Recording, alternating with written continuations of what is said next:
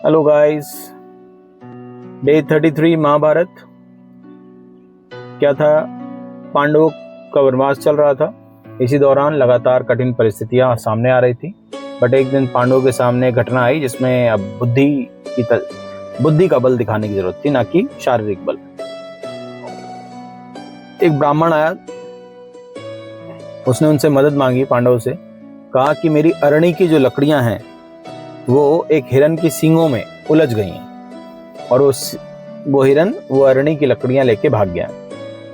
पांडव भी उसके पीछे पीछे भाग गए। हिरन आगे आगे, पांडव पीछे पीछे। बहुत मशक्कत की, बहुत दौड़े भागे, मगर पकड़ नहीं पाए, थक के बैठ गए। पांडव बहुत थक चुके थे, उन्हें प्यास लगी थी। युधिष्ठिर ने नकुल से कहा कि भाई कहीं पानी दिख रहा हो तो देख लो। नकुल पेड़ों पे चढ़ गए और थोड़ी दूर उन्हें एक बहुत सुंदर जलाशय दिखा। युधिष्ठिर ने कहा जाओ पानी ले आओ। नकुल पहुंचे सरोवर के पास। पानी बिल्कुल साफ था। तो पानी पीने ही वाले थे, इतने प्यासे थे कि उन्हें एक आवाज आती है, ये जल मेरा है, मेरे प्रश्नों का उत्तर दो, उसके बाद ही जल पियो, वरना उसके आपको जल नहीं पीने की आपको अनुमति नहीं है। नकुल इतने प्यासे थे कि उन्होंने उस चेतावनी को सुना नहीं। उन्होंने पानी पिया और वो उसी जल में गिर गए। अब सहदेव पहुंचे। जब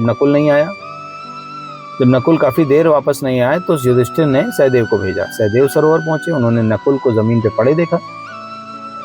उन्होंने पानी पीने का प्रयास किया, फिर वही हुआ, पहले मेरे प्रश्नों का उत्तर दो। सहदेव ने भी उनकी चेतावनी को अनसुना कर दिया। वो भी पानी पीने लगे और वो भी गिर पड़े। अर्जुन पहुंचे। अब युधिष्ठिर ने अर्जुन को भेजा। अर्जुन ने दोनों भाइयों को जमीन पे पड़ा देखा तो बहुत क्रोधित हुए। उन्होंने धनुष उठा लिया और अदृश्य शक्ति को चुनौती दे दी। आवाज आई, मेरे प्रश्नों का उत्तर दिए बिना पानी मत पीना। अर्जुन ने भी चेतावनी नहीं मानी। उन्होंने भी पानी पी लिया। अर्जुन भी गिर पड़े। अब बारी थी भीम की। युधिष्ठिर ने भीम को भेजा, कहा देखो भाई कहाँ गए अर्जुन, नकुल, सहदेव, कहीं कोई है नहीं। जैसे ही वो पहुंचे जलाशय के पास, उन्होंने देखा तीनों भाई वो और क्रोध में। उन्होंने सोचा कोई शक्तिशाली शत्रु होगा, ये सब कर रहा होगा। उन्होंने आवाज दी, कौन है, लेकिन कोई नहीं बोला। धीरे से वही आवाज आई कि मेरी प्रश्नों का उत्तर दो, उसके बगैर पानी नहीं पीना। उन्होंने उसको भी अनसुना कर दिया और वो भी पानी पी लिया और भीम भी गिर पड़े। युधिष्ठिर अब स्वयं पहुंचे। जब चारों भाई नहीं लौटे तो युधिष्ठिर उन्हें खोजते खोजते सरोवर के पास पहुंचे। उसे देखकर उन्हें जब देखा, उन्होंने चारों तरफ चारों भाई लेटे जमीन पे पड़े तो स्तब्ध हो गए। ठीक है, लेकिन उनके शरीर पर ना कोई चोट थी, ना कहीं कोई युद्ध, कुछ समझ नहीं आया। युधिष्ठिर समझ गए कि कोई सामान्य घटना नहीं है। युधिष्ठिर पानी लेने आगे बढ़े, तभी आवाज आई, ये जल मेरा है। यदि तुमने भी मेरे प्रश्नों का उत्तर नहीं दिया और पानी पी लिया तो तुम्हारी भी यही स्थिति हो। लेकिन युधिष्ठिर ने अपने भाइयों को की तरह जल्दबाजी नहीं की। उन्होंने कहा आप कौन हैं, आपने क्या प्रश्न पूछा है और क्या प्रश्न है आपके, आप पूछिए, मैं प्रयास करूंगा उत्तर देने का। यहीं से शुरू हुआ यक्ष प्रश्न। पहला यक्ष प्रश्न, रहस्यमयी यक्ष प्रश्न। यक्ष ने युधिष्ठिर से पूछा, जीवन, ज्ञान, सुख, मनुष्य के व्यवहार से जुड़े अनेक प्रश्न उसने पूछे और उसने उन्हें शांति से जवाब देने को कहा। पहला प्रश्न आता है, यक्ष ने कहा दुनिया की सबसे तेज क्या चलता है? युधिष्ठिर ने कहा मन, क्योंकि मन एक क्षण में कहीं भी पहुंच सकता है। यक्ष ने पूछा मनुष्य के सबसे बड़ा मित्र कौन है? युधिष्ठिर ने कहा ज्ञान और विवेक उसका सच्चा सहायक है, क्योंकि आर्थिक संकट में सही निर्णय लेने की क्षमता मनुष्य में ही एक सबसे बड़ी शक्ति है। यक्ष ने तीसरा प्रश्न पूछा, सबसे प्रसिद्ध प्रश्नों में से एक, दुनिया का सबसे बड़ा आश्चर्य क्या है? युधिष्ठिर ने उत्तर दिया, मनुष्य रोज दूसरों के मृत्यु की ओर जाते हुए देखता है, फिर भी अपने बारे में ऐसा मानता है कि जैसे वो हमेशा जीवित रहेगा। यही मनुष्य के जीवन में एक महान आश्चर्य है। यक्ष ने अगला प्रश्न किया। यक्ष धर्म को लेकर आए।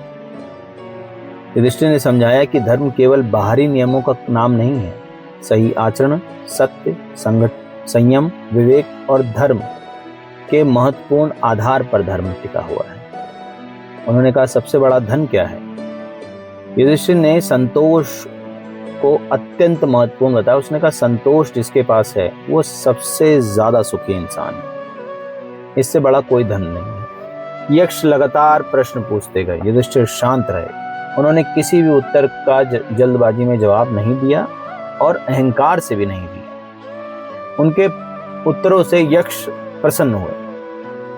तब यक्ष ने कहा, मैं तुम्हारे चारों भाइयों में से किसी एक को जीवित कर सकता हूं, बताओ किसको जीवित करो। अब युधिष्ठिर के सामने एक कठिन निर्णय था। सभी को उम्मीद थी, खुद यक्ष को भी उम्मीद थी कि युधिष्ठिर या तो भीम को चुनेगा या तो अर्जुन को, क्योंकि दोनों ही अत्यंत बलशाली हैं, एक धनुर्धर है महान। युधिष्ठिर का जवाब था नकुल। यक्ष आश्चर्यचकित रह गए, कहते नकुल ही क्यों? तुम भीम को चुन सकते थे, अर्जुन को चुन सकते थे। उसने कहा मेरी दो माताएं हैं, कुंती और माद्री। कुंती का एक पुत्र यानी मैं खुद युधिष्ठिर जीवित हूं।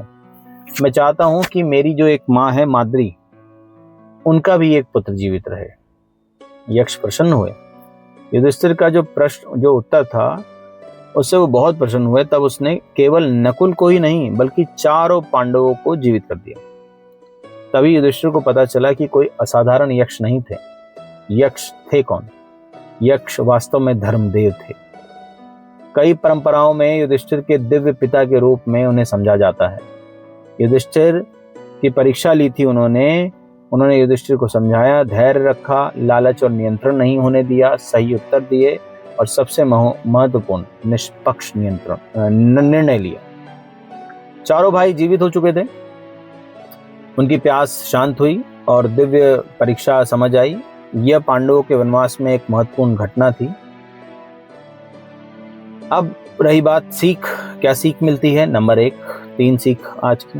पहली सीख, संकट के समय जल्दबाजी में कोई भी गलत निर्णय नहीं लेना चाहिए। चारों भाई पानी पीने गए लेकिन किसी ने सुनी नहीं। दूसरा, सही सवाल पूछना भी बुद्धिमानी है। युधिष्ठिर ने सबसे पहले वहां पहुंचने के बाद उस समस्या को समझा, जाना हुआ क्या है। तीसरा, निष्पक्षता। सबसे कठिन समय पर पहचानी जाती है निष्पक्षता। उन्होंने किसी और भाई को न चुन के नकुल को चुना।